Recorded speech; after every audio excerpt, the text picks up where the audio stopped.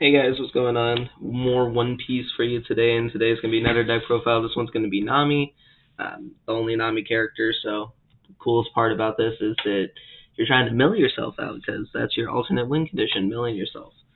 This deck does not put enough power to actually win normally, so you have to be a little bratty human and just not die and mill yourself out. That's the combo of this deck. 5 life, 5,000 peer. Dom 1, if she attacks and inflicts damage to life, you can trash top 1, which is not enough because giving them one card off of the life with a trigger for just one trash mill isn't really worth anything. It's more there just to swing into characters. But we'll go and get started with the deck. Of course, you're going to be playing 4 Kaya, draw 2, trash 2 from hand. He gets 2 out of the deck.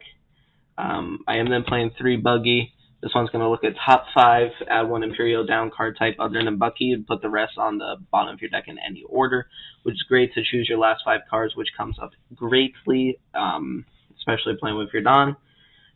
Some of the Imperial down cards you can add, at least for our attackers, are going to be the Mr. 1 as well as the Mr. 2 Bond, that Bones. So this one on play will add you a trash, add you a 1-drop event card from your trash to your hand. This guy here, I don't even know what he does on field. He's just a 2,000 searchable counter. That's literally all he is here for. But Don 1, when attacking, trash 1 card from your hand. Place a character with cost of 2 or less at the bottom of the owner's deck. Then at the end of this turn, place this character on the bottom of that on the deck. So it doesn't really do anything for you in this deck since you can't manipulate cost. And I mean, I guess you could get rid of the blocker, but so, I mean, I guess you could do it against Derosa and get rid of their Rebecca or their 1-drops just to get stuff off of their field for the 4-drop that gives you -4. And then for the power card, you're going to have this guy, Zeth. So 5-drop on play. We'll go ahead and return a character with costs of 3 or less to the owner's hand, and then trash top 2 of your deck. So really you're doing this to return your Kaya's and your Mr. Bones. I guess if you really need to, technically Buggy, and then it gets you a free trash 2. So for 6 you get trash 2 and draw 2, trash 2 from hand. And with Kaya and himself returning, the cool thing about him is Don ×1. When he inflicts damage to life, you can build top 7.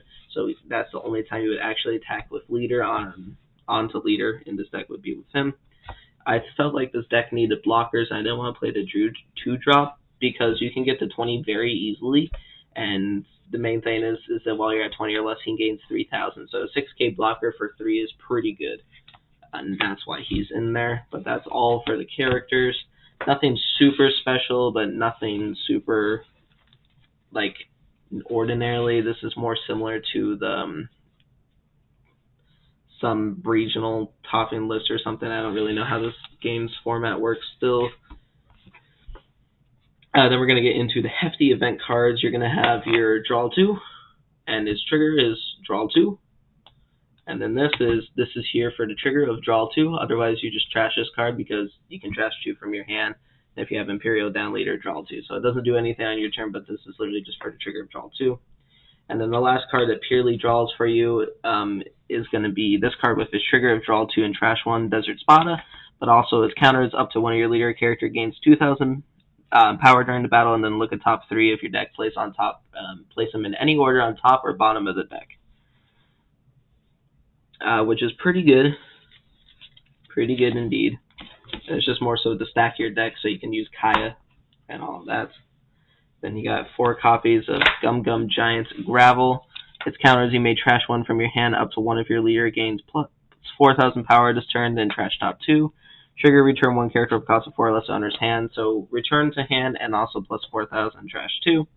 And this one is going to be the same thing, but it's going to be plus 2,000 for its main and trash top 1, but you don't have to trash a card from hand. And then its trigger is you can draw 1 card and trash 1 card from the top of your deck. So it gets rid of 2 cards from the deck on trigger, which is pretty cool. And that's going to be it for your 1-drops. The main difference is this one does not need the trash, which can come up in certain times. We got 4 copies of our Breakfast, whatever this card is called. its main is return one character with a cost of 4 or less to the owner's hand for a 2-drop, which is pretty good. Now you can play the Gum Gum Rock here too. It's a 6-drop that returns any character, and its triggers is 4 or less, I want to say. This triggers just its main effect, by the way. So for 4 more, it's technically better, but you could probably play a mixture of both, honestly. Like, put this to 3 and put Red Rock to 4 or 3 and cut out probably some other stuff in the deck. I am also playing the 2 Love Love Mellow and the 2 Dragon Twister. The reason for this is I only have 2 of each. That's the main reason, but they kind of do the same exact thing, and this is a structure deck reliant. This one you can get in packs. So this one right here is going to be counter up to your leader card, gains 4,000 power during this battle, and then draw 1 card if you have 3 or less in hand. So not awful to draw the card. It can help, but the 4,000 power is amazing. The reason why I'm almost thinking this is better is because it gains the same amount of power, but then you can place up to 1 character with a cost of 1 or less at the bottom of the owner's deck. So it can get rid of the Rebecca cards, but also its trigger, which this doesn't have. Return 1 character with a cost of 6 or less to the owner's hand. Just pretty good to get rid of blockers. So I feel like the 2 and 2 works pretty well because they technically do the same thing. In hindsight, this just has a trigger. It's just that you're going to get a draw 1 or a bounce 1. And the bounce 1's optional, of course. So in some scenarios, this is better. In some scenarios, that's better. So I feel like 2 and 2 works. But it's just mainly because I only have 3 of each. And then, of course, Deathwink's going to be the last copy at 3. For 3, up to 1 leader or character gains 6,000 power, then draw so that you have 2 cards in hand. So if this is the last card in your hand and you have like 4 cards, this is really good end game when you leave 3 Dawn left and you're just going into your opponent's turn. You don't have anything. You only have like 5 cards left in deck. You can rearrange them. You just use the cards in your hand and you'll be like, oh, hey, guess what? You can't win.